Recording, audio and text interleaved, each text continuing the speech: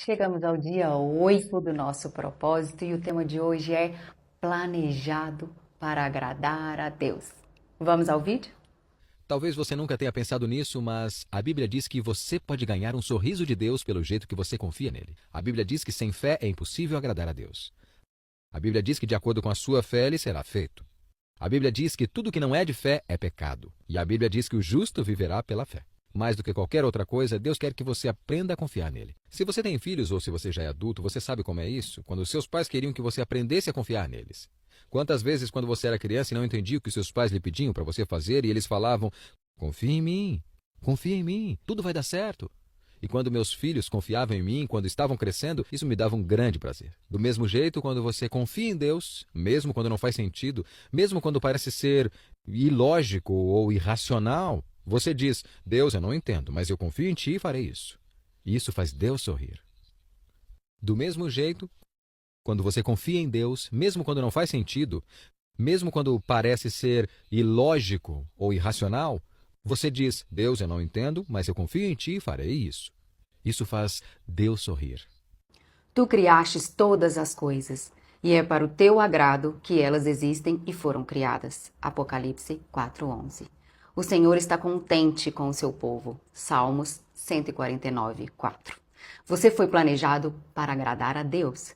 No instante em que você chegou a este mundo, Deus, lá do céu, como testemunha invisível, sorria ao assistir o seu nascimento. Ele quis que você existisse e sua chegada lhe deu um enorme prazer. Deus não precisava criar você, mas decidiu criá-lo para a satisfação dele. Você existe para um benefício, glória, propósito e prazer de Deus.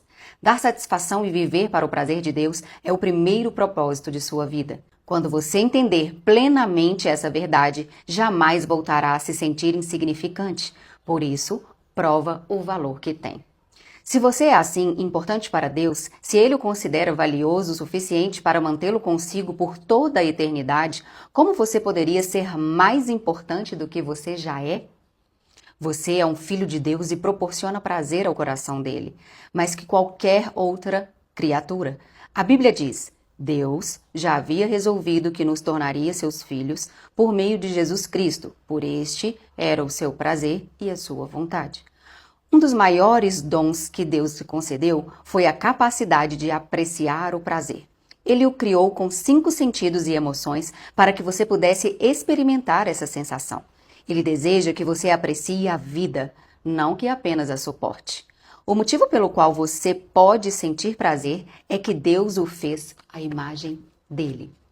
Com frequência, esquecemos-nos de que Deus também tem emoções. Ele possui sentimentos intensos. A Bíblia diz que Deus sofre, fica enciumado, sente compaixão, piedade, tristeza e também alegria, regozijo e satisfação. Deus ama, sente prazer, exulta, desfruta e até mesmo sorri. Dar prazer a Deus é o que se chama de adorar. A Bíblia diz: o Senhor se agrada somente daqueles que o adoram e confiam em seu amor. Qualquer atitude sua que agrade a Deus é um ato de adoração. Como o diamante, a adoração apresenta várias facetas. Seriam necessários vários livros para abordar tudo o que precisamos compreender a respeito da adoração. Os antropólogos perceberam que a adoração é um impulso universal estabelecido por Deus na estrutura de seu ser, uma necessidade intrínseca e nos ligamos a ele. Adorar é tão natural quanto comer e respirar. Quando não conseguimos adorá-lo, achamos um substituto, ainda que no fim sejamos nós mesmos. A razão pelo qual o Senhor nos fez com esse desejo é que ele anseia adoradores. Jesus disse que o Pai procura por adoradores. Dependendo de sua formação religiosa, talvez você precise ampliar sua compreensão do termo adorar.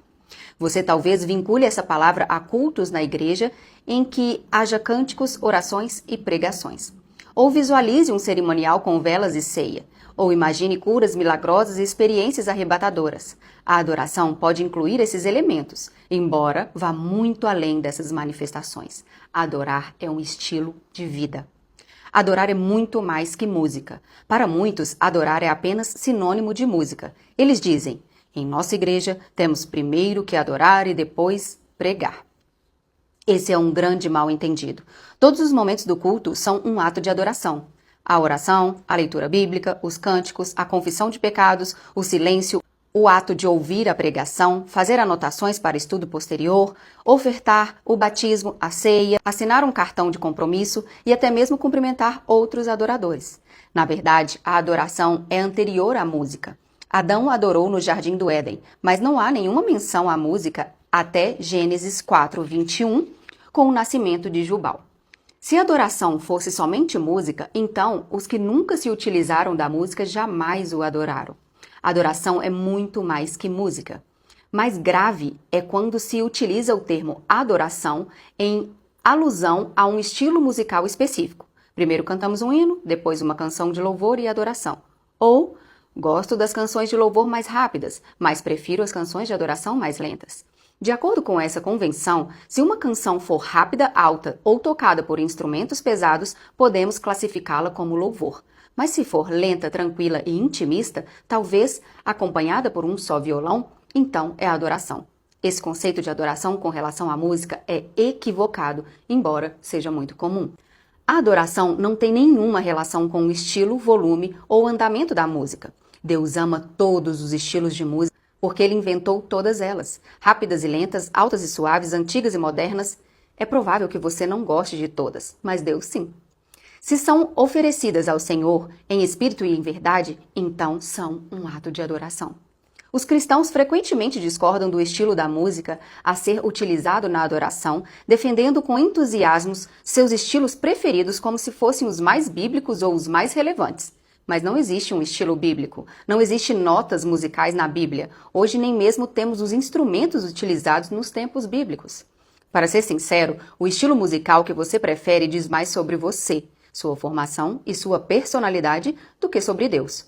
O som de um grupo étnico pode soar com um barulho para outro grupo, mas Deus gosta da variedade e aprecia todos os estilos. Não existe nada que possamos definir como uma música cristã. Existe apenas letra cristã.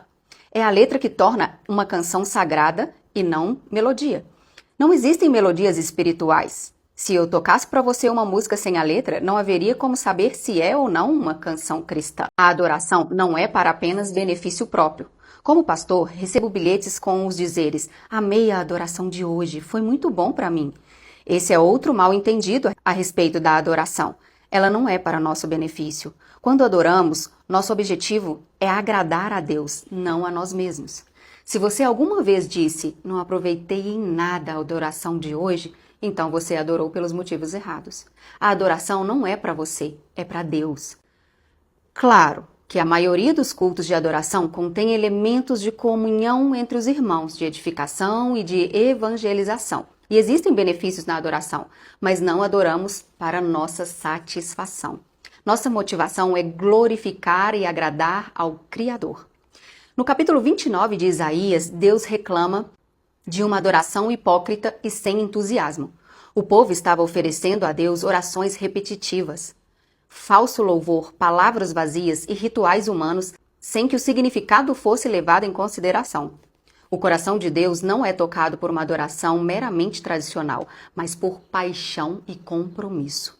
A Bíblia diz: esse povo se aproxima de mim com a boca e me honra com os lábios, mas o coração está longe de mim. A adoração que me prestam é feita só de regras ensinadas por homens.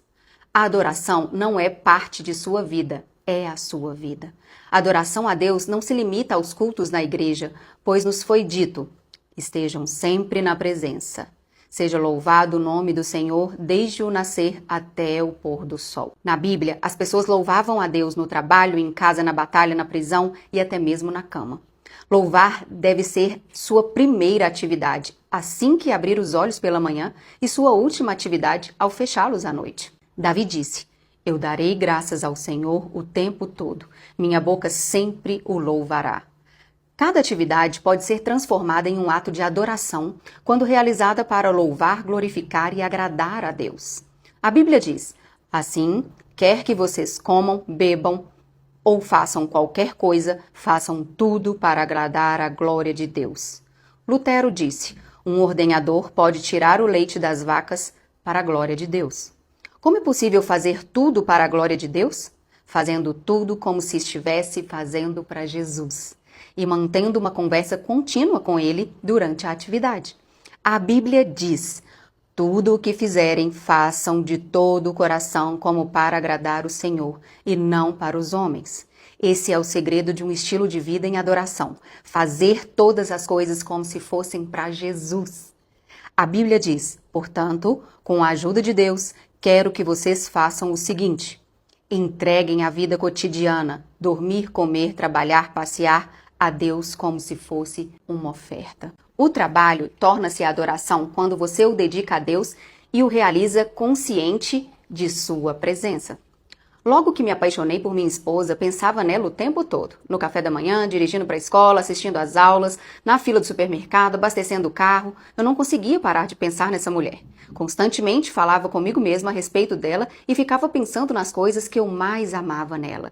Isso fazia me sentir mais perto dela, mesmo quando estávamos separados por vários quilômetros de distância e frequentávamos faculdades diferentes. Pensando nela constantemente, eu estava permanecendo em seu amor. A verdadeira adoração reside nisso, apaixonar-se por Jesus. Dia 8, pensando no meu propósito de vida. Tema para reflexão: fui planejado para agradar a Deus. Versículo para memorizar: o Senhor está contente com o seu povo. Salmos 149, 4. Pergunta para meditar: que tarefa simples eu poderia começar a fazer como se fosse diretamente para Jesus? Anote sua resposta e te vejo no próximo vídeo.